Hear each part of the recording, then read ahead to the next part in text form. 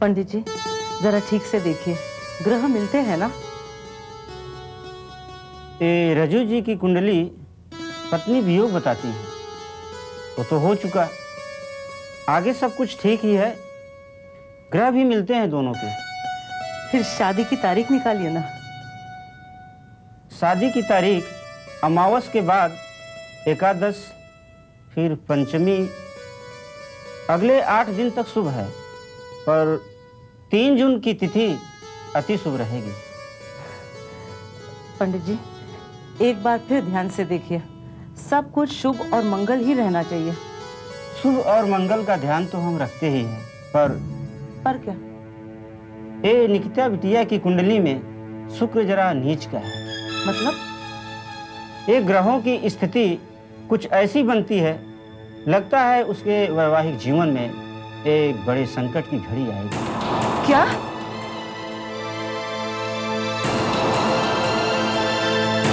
अच्छा तो मैं चलता हूँ। अरे नमस्कार पंडित जी, नमस्कार। राम राम। शर्मा जी, आपकी दूसरी बिटिया की शादी की तिथि भी मैंने निकाल दी है। शादी भी आप ही को करानी है? अरे शर्मा जी, ये भी कोई कहने वाली बात है। नमस्कार। नमस्कार। ये भाई शादी की तारीख निकालने के लिए पंडित जी को बुलाने की क्या जरूरत थी? जो भी सबको सुविधा होती उसी तारीख में शादी कर लेते। रहने दीजिए, एक डरी हुई माँ हूँ। हमारे जिंदगी में इतना बड़ा हादसा हुआ है, शुभ अशुभ में मैं बहुत विश्वास करने लग गई हूँ। पंडित जी ने कहा निकिता के वैवाहिक जिंदगी में एक बहुत बड़ा संकट आ सकता है। बस इन्हीं बातों की वजह से मैं इन सब बातों को नहीं मानता, ना इनके चक्कर में पड़ता। इनके वहम में पड़ जाओ तो खामखा आदमी कमजोर हो जाता है। एक माँ का दिल नहीं है ना आपके सीने में, इसलिए। कमजोर दिल नहीं है मेरे सीने में। ईश्वर की मर्जी मानता भी हूं और उसकी इज्जत भी करता हूं। जो वो दे उसकी मर्जी, और जो वो ले इसमें भी उसी की रजा। समझ गई? हे भगवान, मुझ में अब और शक्ति नहीं है भगवान, जिंदगी के उतार चढ़ाव देने के लिए। मेरी निकिता की रक्षा करता।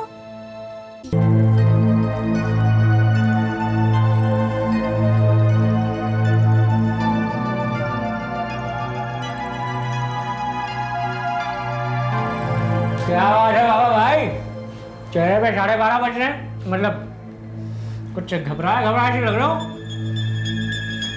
अरे क्योंकि मैं घबराया हुआ हूँ। क्या है? अब वो पुलिस के हाथ न जाने कौन आई विटनेस लग गया, उसने मुझे सिंघाल का खून करते देख लिया।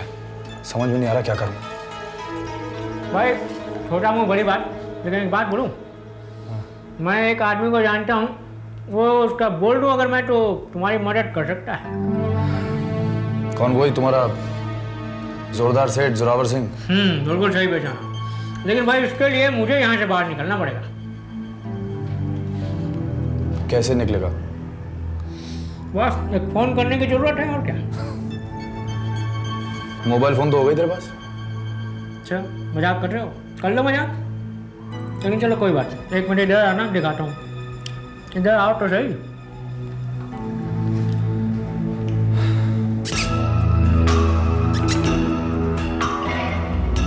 क्या है? कुछ चाहिए? क्या चाहिए? Phone, mobile phone. सियाना बनता है। अरे कीमत दूंगा ना। रिश्वत? रिश्वत नहीं, हमारे यहाँ उसको बोलते हैं पुरस्कार। क्या समझो? गिफ्ट। लोकल या दूरगांव? दूरगांव क्या क्या होता है? दूरगांव? दुर्गा? काल काल। अच्छा लोकल। ठीक है, 5 पत्ता। 5 हो? बोल समझा क्या हमको? फिक्स रेट है, चाहिए तो बताओ। चलो ठीक है, देंगे। पेमेंट कब, कहाँ और कैसे? बाहर निकलते मुंह पे मार दूंगा, समझे? ठीक। कहाँ रखते हो ढंग? फोन तो ढंग की जगह रख लिया करो। चलो, यही मॉडल मिला था। जल्दी बात करना, कॉल छोटी होनी चाहिए, समझे?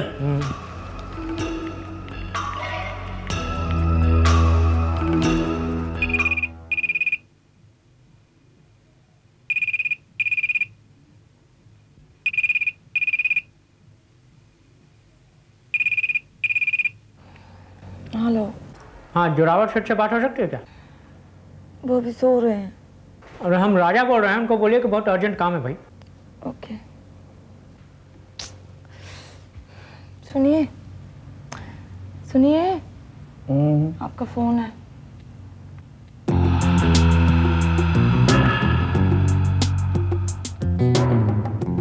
कौन है? राजा का फोन।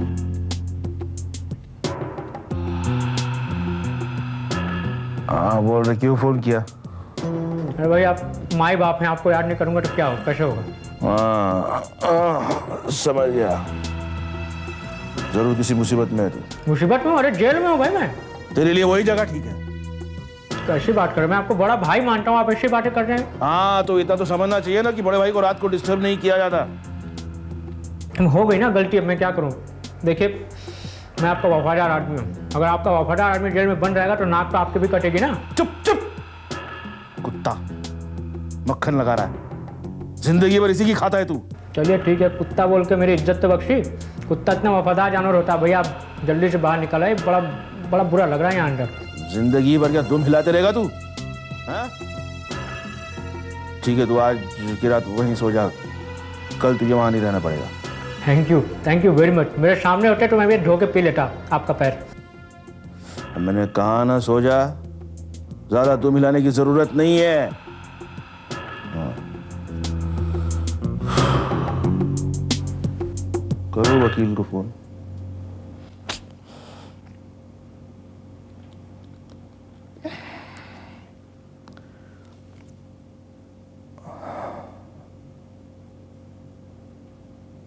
वकील जोरावर। हाँ मालूम है लेट है, अपना एक बंदा है जेल में, वो उसे पसंद नहीं है वहाँ, कल बंदोबस्त कर देना, समझे? हाँ हाँ हाँ ठीक है, हाँ। सो जाओ।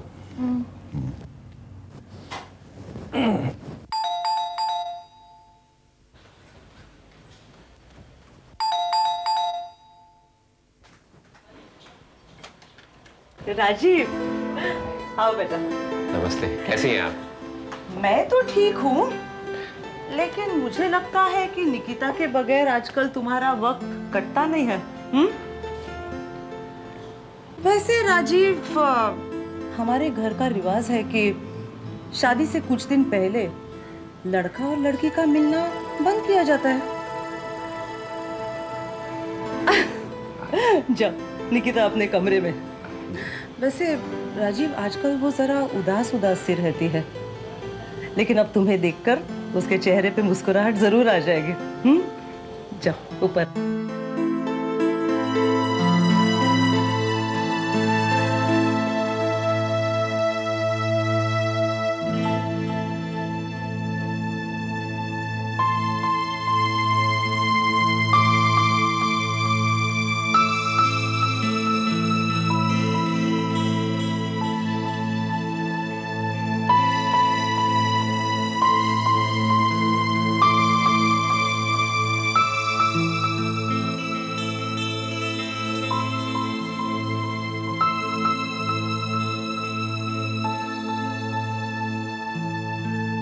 निकिता, मैं तुमसे एक बात पूछना चाहता हूं। कहीं तुम मुझसे शादी करने के फैसले से नाखुश तो नहीं हुई? नहीं राजीव, बिल्कुल नहीं, ऐसी कोई बात नहीं है।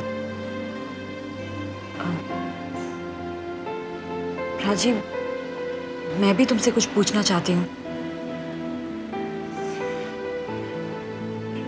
राजीव, कहीं तुम मुझसे इसलिए तो शादी नहीं कर रहे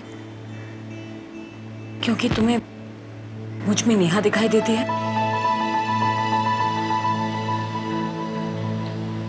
नहीं निकिता, तुम्हारे और नेहा के चेहरे जरूर मिलते हैं, लेकिन तुम दोनों एक जैसी बिल्कुल भी नहीं हो। मुझे नेहा की सादगी पसंद थी, लेकिन तुम्हारी भी एक अपनी पर्सनालिटी है, एक अपना अंदाज है। जो मुझे बहुत पसंद है। निकिता, लेकिन एक बात तुम दोनों में बहुत कॉमन है, तुम दोनों का दिल बहुत बड़ा है, जिस पर मेरा दिल आ गया।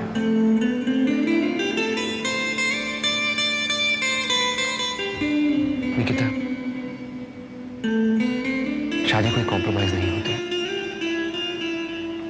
जिंदगी भर का कमिटमेंट होता है और ये सिर्फ दिल से किया जाता है। I love you Nikita.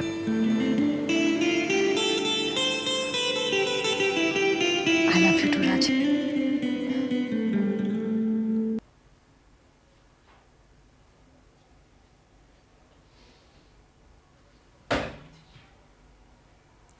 अबे ओ, तू ये ठोकना पीटना बंद करेगा? बैठ जा यहां पे।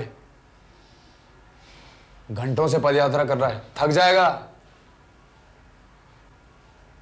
बहुत बड़ी बड़ी बातें कर रहा था ना तू, है? ये कर देगा, वो कर देगा, मेरा सेट क्या किया उसने?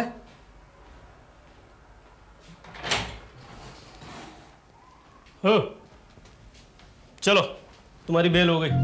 अच्छा पैसा देर है ना, बाहर तो चलो। जल्दी आ जाओ। देव लिया समीर बाबा, 500 रुपए का कॉल वेस्ट नहीं किया, आगे जोरावर सेठ को किया था। भैया ये फायदा होता है बड़े लोगों के साथ रहने का। तुम्हारी जान पहचान की कसम, यहाँ से बाहर निकलते ही तुम्हारे लिए कुछ ना कुछ जरूर करूंगा। क्या नाम बताया तो सरकारी गवाह का? यादव। हाँ यादव। एक बार जोरावर सेठ को पटा लूं तो देखना, you don't have to worry and be happy. समझे? देखते हैं।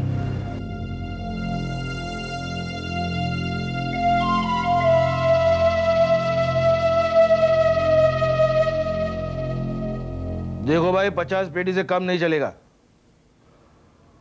अरे क्या बनिए की दुकान समझ रखा है क्या? भाव ताव कर रहे हो? Excuse me, sir. एक मिनट। Sign, please. तुम रुकना ऑफिस के बाद, तब साइन करेंगे।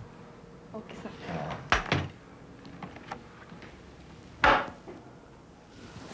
हाँ तो 50 पेटी भेज दो। एक हाथ ले एक हाथ दे, ये उसूल है हमारा। हाँ हाँ, जयराम जी की, जयराम जी की। हाँ। अरे राजा बाबू कैसे हो? बैठ जाओ ना। हाँ हाँ, बैठो बैठो बैठो। अब बताओ राजा बाबू, कैसे लग रहा है खुली हवा में? जेल से बाहर निकल कर सच में ऐसा लग रहा है कि फिर से जिंदा हो गया हूँ। इसलिए आपके चरण कमल छूना चाहता हूँ। छू लूं? क्या छू लूं? नहीं, रहने दो रहने दो रहने दो। कुत्ते ने दूध मिला दी, मालिक खुश हो गया। एक बात बताओ यार, तुम्हारे जैसा आदमी जेल कैसे पहुंचा? वही पुराना लफड़ा, लड़की के चक्कर में। लड़की? जरूर जरूर तुमने उस लड़की की नंगी तस्वीरें खींची होंगी। अरे राजा बाबू, कितनी बार मैंने तुम्हें कहा छोड़ दो ये छोटा काम, कोई क्लास नहीं है तुम्हारे इस छोटे काम में। देखिए, सबसे पहले तुम उस लड़की से बदला लूंगा और फिर आपके धंधे में आ गया हूँ तो आपके सोबत से अपना थोड़ा क्लास भी आ जाएगा। अच्छा एक बात है, जेल जाने से फायदा बहुत बड़ा हुआ है। किसका? आपका। मेरा? कैसे? वहां एक आदमी मिला था बाबा नाम का। हाँ। सिंघाल है ना? हाँ। उसी का राइट हैंड था और उसी के मर्डर में अंदर हो गया। चश्मदीद गवाह है कोई यादव बोल के, उसी ने गवाही दी थी। मैं तो कहता हूँ अगर उसको सेट कर लिया ना, I mean बाबा को, तो बहुत काम आएगा।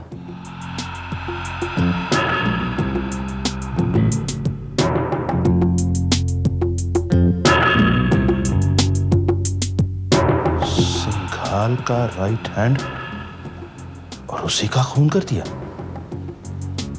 बड़ा जबरदस्त आदमी है, जिगरा है उसका।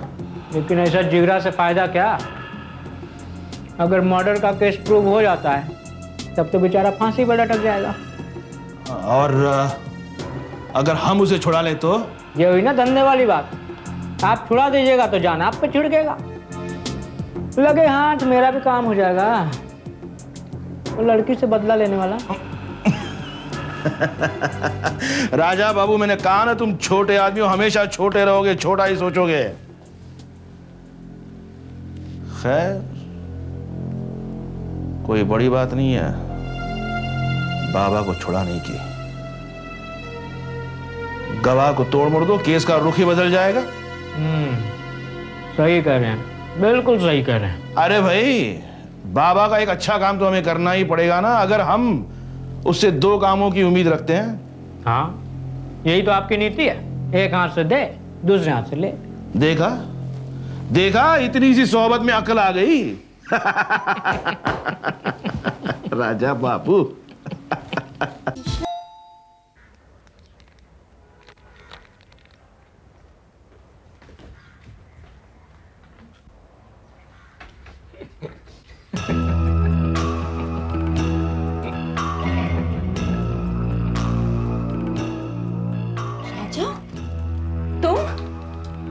बहुत हैरानी हो रही है मुझे देख के, है ना? तुम तो जेल में थे ना? हाँ तो थे ना, अब तो नहीं हूं ना।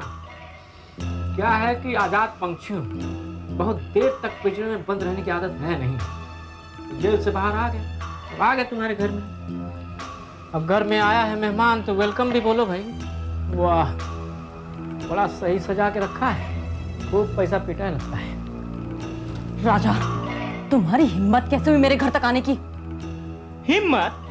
हैं? अरे हिम्मत मेरी कहाँ है निकिता? हिम्मत की दाद तो मैं तुम्हारी देता हूँ। अच्छा हाँ देखो, अब तुम ये मत कहना कि तुम नेहा हो, क्योंकि मुझे अच्छी तरह मालूम है कि नेहा मर चुकी है। और अब तुमको यहाँ सही सलामत देख रहा हूँ खड़ा, तो दिल को बहुत सुकून मिल रहा है। तुम यहाँ क्यों आए हो राजा? भाई देखो, तुम्हें जिंदा देख रहा हूँ तो बधाई देने की खुशी में आ गया, और फिर थोड़ा अपने काम की मजबूरी भी थी तो चला आया। काम? कैसा काम? भोली भाली लड़कियों को फंसाकर उनकी मजबूरी का फायदा उठाना काम कहते हो तुम? भोली भाली? देखो निकिता, ना तो तुम अब भोली भाली हो और ना ही मजबूर, फिर भी मुझे फायदा तो तुमसे उठाना ही है। देखो ना, एक जमाने में कुछ फोटोग्राफ निकाले थे तुम्हारे, ये तो कितना भोला चेहरा लगता था उस समय।